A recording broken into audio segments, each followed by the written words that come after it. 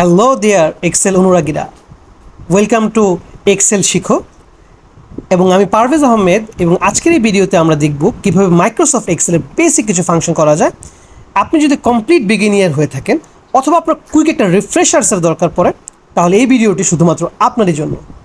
আমরা এই ভিডিওতে এক্সেলের ইন্টারফেস এবং কীভাবে নতুন ওয়ার্কবুক খোলা যায়, ডাটা এন্ট্রি করা যায় এবং কিছু বেসিক ফরম্যাটিং, এমনকি কিছু বেসিক কিবোর্ডের ফাংশনও আমরা আপনাদেরকে দেখাবো। সো দেরি না করে আসুন শুরু করবো আমাদের স্টেপ 1, এক্সেলের ইন্টারফেসের ওভারভিউ। তার জন্য যেটা আমাকে করতে হবে, প্রথমে এক্সেল ওপেন করতে হবে।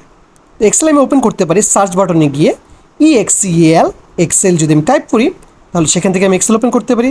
অথবা আমার যদি টাস্কবারে অলরেডি এক্সেল দেওয়া থাকে, তাহলে সেখানে ক্লিক করে আমি ওপেন করতে পারি। তো যেভাবে আমি করি, আমার এই এক্সেল যদি আমি রান বাটনে গিয়ে EXCEL টাইপ করলাম, এক্সেল আসলো, আমি ওপেন ক্লিক করলাম, ওপেন হয়ে গেল। এই যে ওপেন হলো, এটা একটা ওয়ার্কবুক ওপেন হলো। এটাকে ওয়ার্কবুক বলে। এবং যদি দেখেন উপরের দিকে একবারে সবার উপরে যেটা আছে, এই জায়গাটাকে বলা হয় রিবন। এই উপরের জায়গাটা রিবন। এই রিবনটাই আসলে বেসিক্যালি আমার যত ধরনের কমান্ড আছে, সেই কমান্ডগুলো এই রিবন থেকেই আমরা করে থাকি। ফন্ট কী হবে, কালার কী হবে, সব কিছু আমরা এই রিবন থেকে করে থাকি। এরপরে যদি আমরা একটু নিচের দিকে যাই, এই যে জায়গাটা, এটাকে বলা হয় ফর্মুলা বার।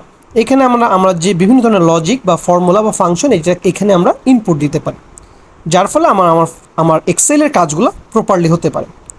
এবং নিচে যে জায়গাটা দেখছেন ABCDE, এগুলো হলো কলাম, আর 1 2 3 4 এগুলো হলো রো। সো এই রো আছে এত পর্যন্ত, এবং কলামও আছে XFD পর্যন্ত।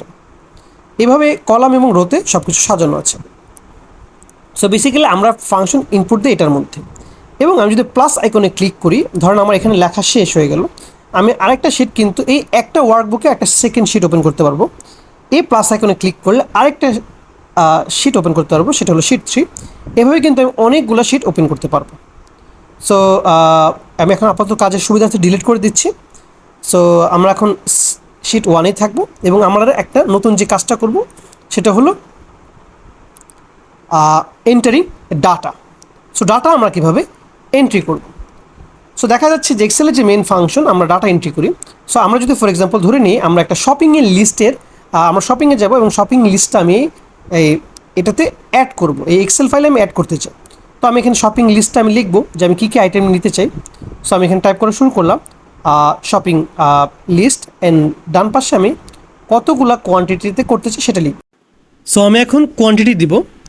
কোয়ান্টিটিটা দেওয়ার জন্য যেটা হবে, যে আমি কোয়ান্টিটি টাইপ করলাম, করার পরে আমি কী কী আইটেম দিতে চাই এবং কত কোয়ান্টিটি দিতে চাই সেটা আমি এখন বসাবো। তো আমি এখন লেখা শুরু করলাম। ফর এক্সাম্পল আমি টি-শার্ট নিব, আমি জিন্স নিব, এবং আমি সানগ্লাস নিব। তো এই আইটেমগুলো আমি আস্তে আস্তে একটা পর একটা লিখলাম। লেখার পরে কত কোয়ান্টিটি নিব সেটা আমি বসালাম। সো এইভাবে কিন্তু আমি মোটামুটি একটা আমরা কী কী আইটেম কিনতে চাই এবং কত কোয়ান্টিটি কিনতে চাই, এই ডাটা কিন্তু বেসিক্যালি ইনপুট হয়ে গেল। সো আইটেমের বদলে আমরা যদি অন্য কিছু লিখতে চাই, সেটাও কিন্তু লেখা সম্ভব। সো আমি যা দিতে চাবো তাই কিন্তু এখানে লেখা হবে। সো এইভাবে কিন্তু ডাটা এন্ট্রির কাজটা হয়ে যায় এক্সেলে।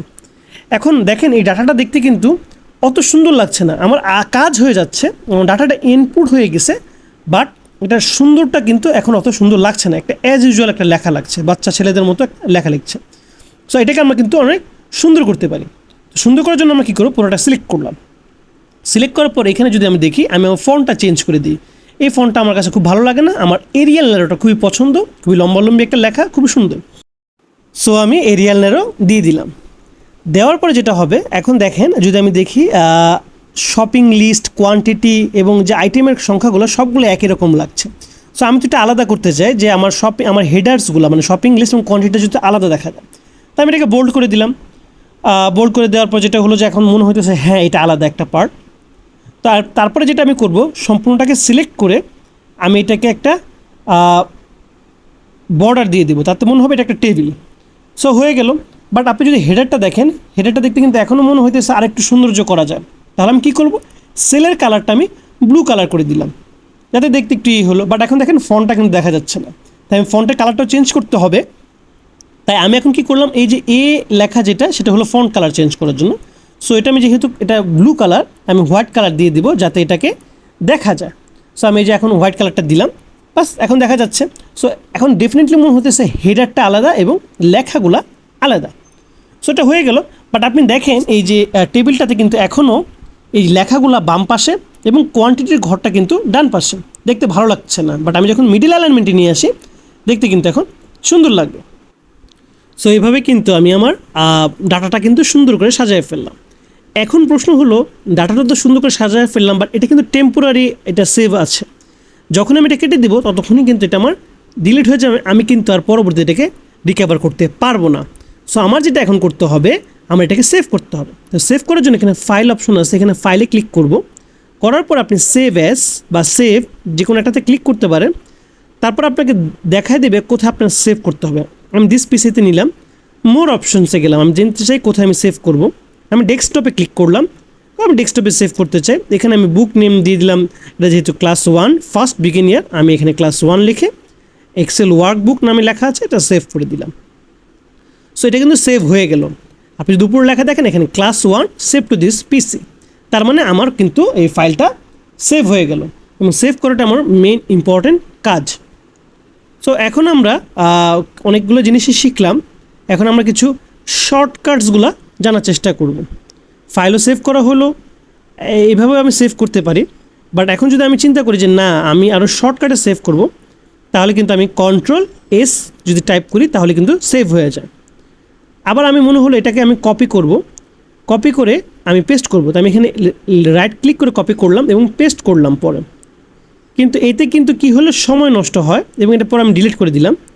আমি যদি এটা শর্টকাটে করতে চাই তাহলে আমি Ctrl+C দিয়ে কপি করলাম এবং আমি যেখানে পেস্ট করতে চাই সেখানে Ctrl+V টাইপ করলাম, পেস্ট হয়ে গেল। সো আমি কিন্তু এই রাইট ক্লিক করে কন্ট্রোল কপি করা আবার পেস্ট করা কিন্তু ঝামেলা আমার করতে হলো না। এভাবে কিন্তু আমি ইজিলি এটা পেস্ট করতে পারি। এখন আমি টাইপ করে ফেলছি, বাট আমি চাই আমি আগের অবস্থায় চলে যেতে, তাহলে কি করতে হবে, Ctrl+Z, আগের অবস্থায় চলে যাবে। সো এভাবে কিন্তু আমি খুব মানে আন্ডু করতে পারি আমার যে কোনো কাজ। সো Ctrl+C দিয়ে কপি করব, Ctrl+V দিয়ে পেস্ট করব এবং Ctrl+Z দিয়ে আমি কিন্তু ব্যাকে আসতে পারবো। আর ওইখানে উপরে যে অপশনটা আছে সেখানে কিন্তু আমি সেভ করতে পারবো, আবার Ctrl+S দিয়েও আমি আমার ফাইলটা সেভ করতে পারবো। সো এইভাবে কিন্তু আমরা এই শর্টকাটগুলো আমরা ইউজ করতে পারি। এখন সবশেষে বড় কথা হলো, এই হলো আমাদের আজকের ফার্স্ট লেসন, যেখান থেকে আমরা অনেক কিছু জানতে পেরেছি, বেসিক জিনিসগুলো। আই হোপ আপনারা ভিডিওটা এনজয় করেছেন এবং সামনের দিনগুলোতে আমরা আরও ফার্দার কিছু ভিডিও আপলোড করব। বাট সবচেয়ে বড় কথা হলো, এই ভিডিও কিন্তু প্র্যাকটিস জানলেই হবে না, এগুলো রেগুলারলি প্র্যাকটিস করতে হবে, আদারওয়াইজ আপনি কিন্তু ভুলে যাবেন। সো ভিডিওটাকে যদি আপনি হেল্পফুল পান অবশ্যই লাইক দিয়ে সাবস্ক্রাইব করে সাথে থাকবেন।